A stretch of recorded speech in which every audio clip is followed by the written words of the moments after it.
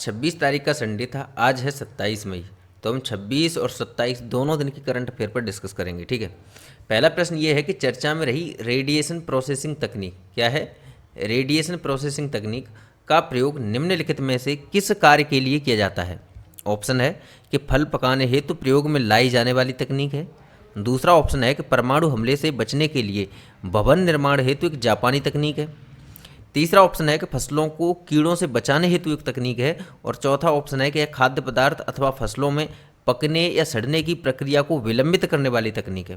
तो इसका जो सही ऑप्शन है वो है डी, यानी कि यह खाद्य पदार्थ अथवा फसलों में पकने या सड़ने की प्रक्रिया को विलंबित करने वाली तकनीक है। ये क्यों आई है चर्चा में? क्योंकि हाल ही में प्याज के संरक्षण के लिए, क्योंकि प्याज के रेट बहुत जल्दी बढ़ जाते हैं, आपको पता है कुछ सीज़न आता है जो नवंबर और दिसंबर, ये कुछ सीज़न ऐसे आते हैं जहाँ पर प्याज के रेट बहुत ही ज़्यादा बढ़ जाते हैं, ठीक है। 80-100 रुपये किलो प्याज हो जाती है, ठीक है। तो सरकार क्या कर रही है कि इस समय के लिए प्याज को प्रिजर्व करना चाह रही है, और उसके लिए क्या करेगी कि वो इस तकनीक का प्रयोग कर रही है, ठीक है। इस तकनीक के तहत क्या होगा कि इससे प्याज सड़ेगी नहीं और स्टोर बनी रहेगी, ठीक है। तो लिखा है कि रेडिएशन तकनीक खाद्य पदार्थ अथवा फसलों को आयनकारी विकिरण क्षेत्र जैसे गामा किरणें, एक्सरे आदि से गुजारा जाता है। इसके तहत इससे ये पदार्थ ऊर्जा को अवशोषित कर लेते हैं। इसके द्वारा फसलों को पकने या सड़ने की प्रक्रिया विलंबित हो जाती है तथा इस तकनीक के द्वारा फसलों को खराब करने वाले रोगाणु नष्ट हो जाते हैं और खाद्य पदार्थों की सेल्फ लाइफ बढ़ जाती है, ठीक है। अगले प्रश्न पर आते हैं। अगला प्रश्न कह रहा है कि हाल ही में आई खबरों के अनुसार electric vertical take off and landing EVTOL launch करने की योजना निम्नलिखित में से किस संस्थान द्वारा बनाई जा रही है। ये क्या होता है? ये होता है एयरक्राफ्ट, ठीक है, एयरक्राफ्ट। इसके तहत पता है क्या होता है? ये ऐसा होता है कि देखो नॉर्मली क्या होते हैं कि जो कोई भी प्लेन होता है वो इस तरीके से कुछ लैंडिंग, वो मतलब टेक ऑफ करेगा ना, उसके लिए कुछ उसको जगह होनी चाहिए कि यहाँ से टेक ऑफ करेगा तो उसके लिए इतनी दूर तक वो क्या करेगा, रेस लगाएगा ऐसे ही, ठीक है, ज़मीन पर दौड़ेगा, उसके बाद उड़ेगा ऊपर की तरफ। या फिर अगर वो मान के चलिए यहाँ पर उसको उतरना है तो उसको भी कैसे करेगा, किस तरीके से कि वो पहले यहाँ से उतरेगा और लंबी रेस लगाएगा, उसके बाद रुक पाएगा, ठीक है। लेकिन जो फ्यूचर के जो प्लेन बनाने पर जो चर्चा चल रही है किस तरीके के बनेंगे, वो कुछ इस तरीके के बनेंगे। ये इमेजिनरी फ़ोटो है, ठीक है, ये मतलब इमेजिन किया हुआ फ़ोटो है, ये रियल नहीं है अभी तक। तो उसके तहत क्या होगा कि जैसे मूवीज़ में आपने देखा होगा, हॉलीवुड मूवीज़ में, कि ऊपर से प्लेन उतरते हैं ऐसे ज़मीन पर और यहीं से ऊपर की तरफ ही उड़ जाते हैं, ठीक है। तो इस तरीके का होंगे वर्टिकली, ठीक है, वर्टिकली उड़ेंगे और वर्टिकली उतर जाएंगे, ठीक है। तो ऑप्शन क्या है कि IIT Kanpur, IIT Roorkee, IIT Madras या IIT बॉम्बे। तो इसका जो सही उत्तर है वो है सी, यानी कि IIT मद्रास, ठीक है। देख लेते हैं। देखो IIT मद्रास द्वारा incubated e plane company Bengaluru में electric vertical take off and landing, ठीक है, विमान लॉन्च करने की योजना बनाई जा रही है। यह विमान लंबवत रूप से उड़ान भर सकते हैं और लैंडिंग कर सकते हैं। इससे उन्हें भीड़ भाड़ वाले शहरी क्षेत्र में परिचालन करने में मदद मिलती है, ठीक है। आगे आते हैं। अगला प्रश्न है कि चर्चा में रहा मृगवनी नेशनल पार्क क्या है। मृगवनी नेशनल पार्क निम्नलिखित में से किस राज्य से संबंधित है। ऑप्शन है पश्चिम बंगाल, दूसरा है तेलंगाना, तीसरा है महाराष्ट्र और चौथा है सिक्किम। तो इसका जो सही उत्तर है वो है बी, यानी कि तेलंगाना। देखिए जो इंडिया है ना, इंडिया के मैप पर अगर आप देखेंगे तो तेलंगाना ये है, ठीक है। और अगर ये सीमा साझा करता है किससे करता है, एक तो महाराष्ट्र से करता है और ये कि ये कर्नाटक से करता है। अब क्योंकि आंध्र प्रदेश से तो निकला ही हुआ है तो आंध्र प्रदेश से भी करता है, और चौथा करता है ये छत्तीसगढ़ से, ठीक है। किन 4 राज्यों से सीमा साझा करता है? देखो आंध्र प्रदेश, कर्नाटक, महाराष्ट्र और छत्तीसगढ़, गॉट इट। लेकिन अब इसको अगर हम देखें तो इसमें कुछ इस तरीके का मैप है, ये देखिए ये है तेलंगाना, ठीक है। अब इसमें मृगवनी नेशनल पार्क को हमें देखना है तो लगभग इस स्थान पर है, ठीक है, इस स्थान पर, ठीक है। और हैदराबाद भी यहीं है, ठीक है, हैदराबाद भी कहीं कहाँ पर है, यहीं है, तो बिल्कुल उसी जगह पर है, ठीक है। देख लेते हैं। देखो एनजीटी के बारे में आपको पता होगा, नेशनल ग्रीन ट्रिब्यूनल, ठीक है। एनजीटी इस नेशनल पार्क में पारिस्थितिक रूप से संवेदनशील क्षेत्र के भीतर बिछाई जा रही हाई टेंशन विद्युत लाइन से संबंधित मामले की सुनवाई कर रहा है, ठीक है। पहली लाइन तो पढ़ी नहीं कि मृगवनी नेशनल पार्क तेलंगाना के हैदराबाद में स्थित है, ठीक है। कहाँ पर है? हैदराबाद में। आगे देखो, राष्ट्रीय हरित अधिकरण यानी कि नेशनल ग्रीन ट्रिब्यूनल अर्थात एनजीटी की स्थापना 18 अक्टूबर 2010 को राष्ट्रीय हरित अधिनियम यानी कि एनजीटी एक्ट 2010 के तहत की गई थी। ठीक है, एनजीटी की स्थापना के साथ भारत एक विशेष पर्यावरण न्यायाधिकरण यानी कि ट्रिब्यूनल स्थापित करने वाला दुनिया का तीसरा और पहला विकासशील देश बन गया था। इससे पहले केवल ऑस्ट्रेलिया और न्यूजीलैंड में ही ऐसे किसी निकाय की स्थापना की गई थी। ठीक है, याद कर लेना, ये अच्छे से आ चुका है ये एग्जाम में।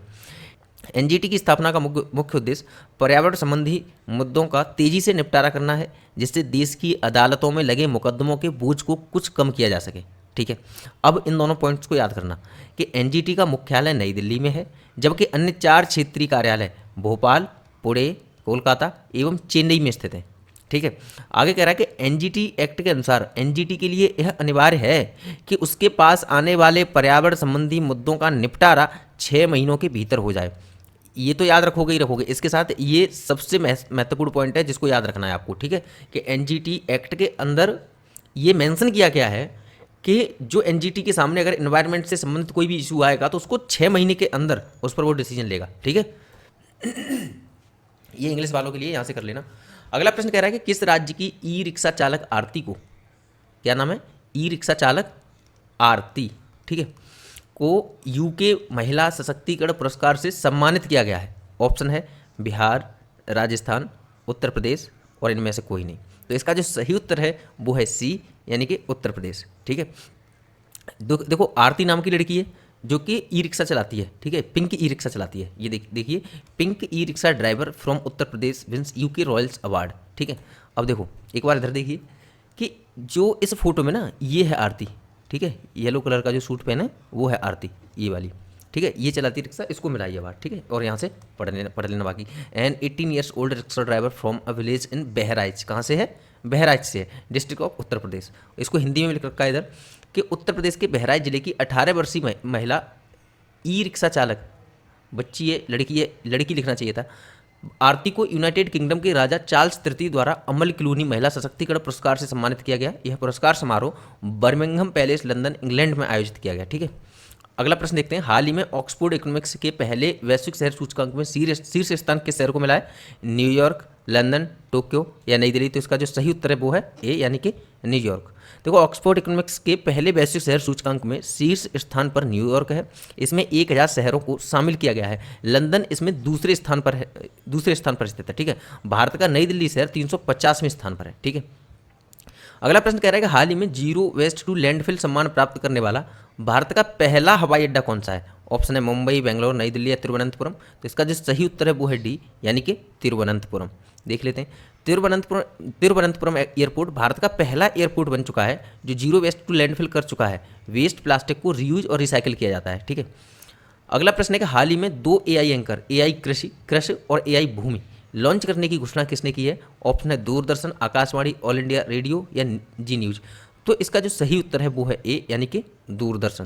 देखो दूरदर्शन की डीडी किसान चैनल, दूरदर्शन का चैनल है, क्या है, डीडी किसान चैनल पर 2 AI न्यूज एंकर लॉन्च किए गए।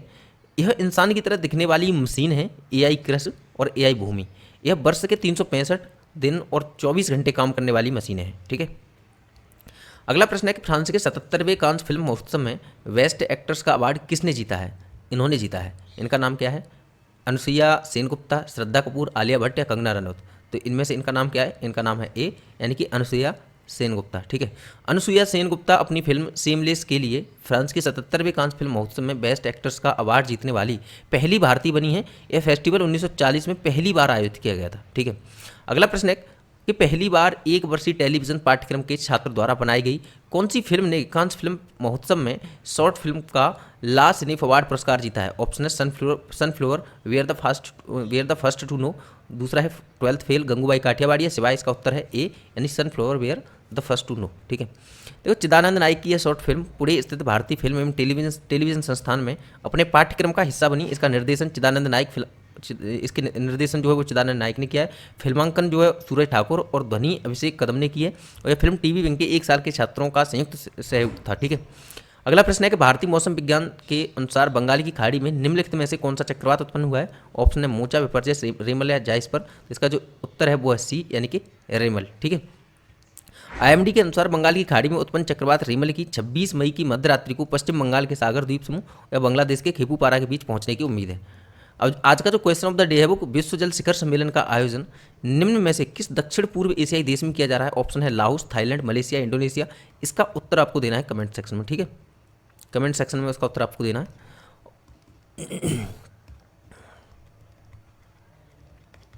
ठीक है, इसका उत्तर आपको कमेंट सेक्शन में देना है। और आज की क्लास में इतना ही, कल मिलते हैं। एक्चुअली थोड़ा जल्दी और करनी पड़ी ये क्लास, क्योंकि इससे पहले जो वीडियो लेके आए थे उसके बाद में टाइम बहुत कम बचा था इस क्लास को रिकॉर्ड करने के लिए। तो ठीक है, तो कल मिलते हैं। Thank you so much.